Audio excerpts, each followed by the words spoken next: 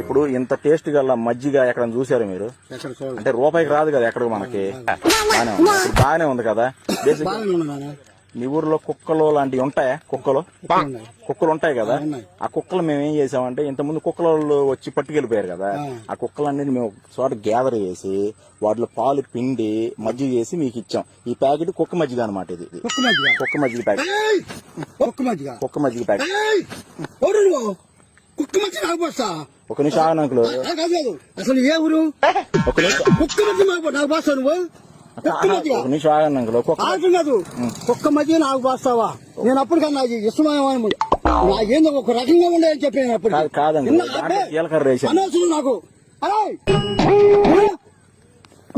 ఎందుకు ఆవేశపడుతున్నారు అంకుల్? ఒక నిమిషం నాకు తెలియదు. అసలు ఏంది అప్పటికి నాకు అనుమానం వచ్చేసింది.